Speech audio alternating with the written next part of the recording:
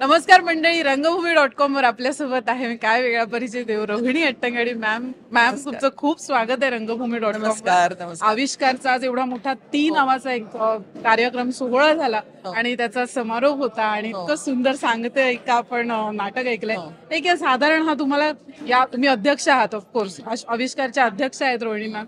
तर एक सांगा ना तुमची भावना या संस्थेबद्दल आणि आता हे जे नाटक बघितलं त्याबद्दल.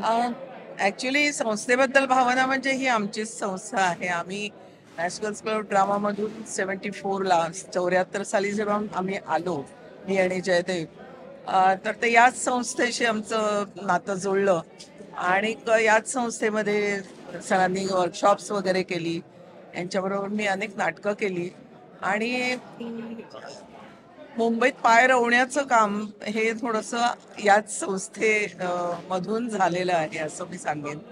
आणि त्यावेळेस सुलभाताई होत्या, अरविंद भाऊ होते, काकडे काका होते. त्यामुळे जो सपोर्ट आम्हाला त्यावेळेस मिळाला तो म्हणजे नवीन नवीन आलेल्यांना सपोर्टची खूप गरज असते आणि तो आम्हाला मिळाला. It was out of the blue असं झालेलं होतं. आणि त्याच वेळेस पहिलं मोठं नाटक करायला आम्हाला मिळालं होतं, चांगुणा, जे राज्य नाट्य स्पर्धेमध्ये पहिलं आलं होतं आणि ते आम्ही आविष्कारतर्फे केलं होतं. सो त्यामुळे थोडासा तेव्हापासूनचाच जो आमचा ऋणानुबंध म्हणतो आपण तसा आविष्कार बरोबर आहे.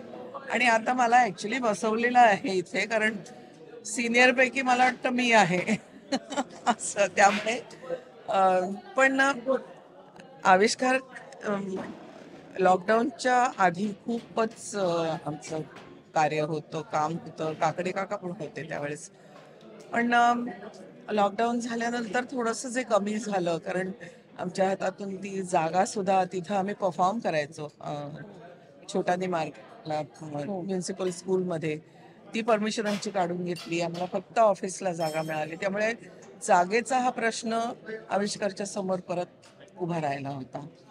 आणि त्या ह्याच्यामध्ये आज इथे 5 दिवसाचा जो केशव गोरे स्मारक मध्ये हा जो कार्यक्रम झाला तो अतिशय चांगला झाला. अर्थात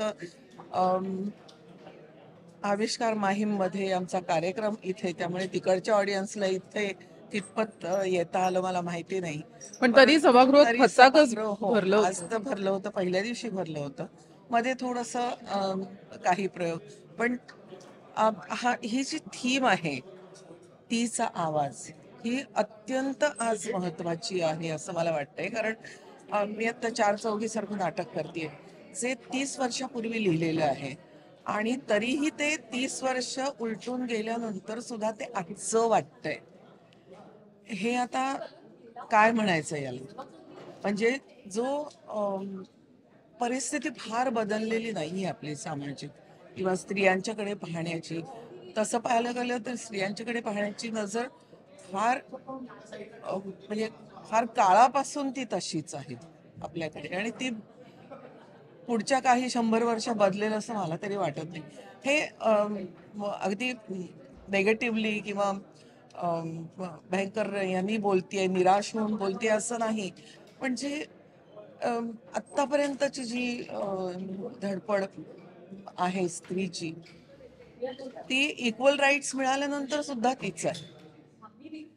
आणि ती का आहे तर त्याच्यासाठी पुरुषांना एज्युकेट करण्याची जास्त जरूर आहे.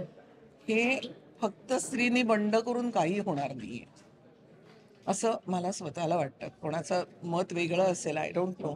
पण हे पुरुषांना, म्हणून आजच्या आयांनी आजच्या आयांनी आपल्या मुलांना जे इक्वल वागवायला पाहिजे ते आत्तापासून वागवायला पाहिजे, अगदी जन्मापासून.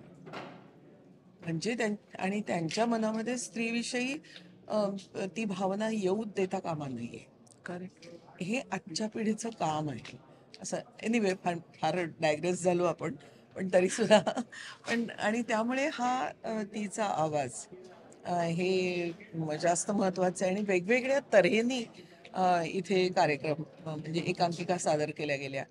म्हणजे पीडित वगैरे असं नाही, पण एक जनरल बाई असण्याचा अनुभव हा वेगवेगळ्या तऱ्हेने ह्या 5-6 ज्या काही एकांकिका, छोट्या छोट्या एकांकिका केल्या, तो बाई असल्याचा अनुभव हा कितीतरी वेगळ्या वेगळ्या तऱ्हेने मांडला आणि वेगळ्या तऱ्हेने त्याचं इंटरप्रिटेशन पण केलं.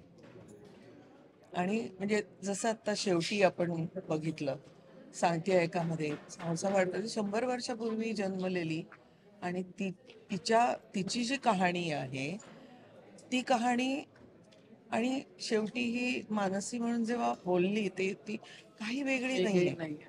आणि जेव्हा ती सांगताना म्हणजे एक पर्व संपल्यानंतर दुसरं पर्व जे तिने सांगितलं त्याच्यामध्ये सांगताना ऑडियन्स पण तितकाच अप्रिशिएटिव्हली हसला की हे असं असं झालं, समजून हसला की हे अजून असंच होतं. म्हणजे बदललेलं काहीच नाही. सो आय थिंक मला हे जास्त जाणवलं त्याच्यामध्ये की बदल पाहिजे असेल तर दोन्हीकडून असायला हवा. तो एकाच बंडखोरीने कितपत होईल मला शंका आहे. थँक्यू मॅम, थँक्यू आविष्कारला सुद्धा. आणि तुम्ही म्हणालात की आम्ही मला फक्त बसवलंय, पण तुमच्यासारख्या वरिष्ठांचा, दिग्गजांचा हात नव्या उभरत्या कलाकारांवर असणं हेच खूप आहे. आम्हाला आशीर्वाद हवे बस. तर thank you ma'am, thank you so much. Thank you. मलाही 1.5 वर्षाचा मुलगा आहे आणि मी ते फील करते ते तुम्ही म्हणताय की लहानपणापासून संस्कार केले पाहिजेत. मी जाते त्या फेजमधून. हां, thank you so much ma'am, thank you. Thank you.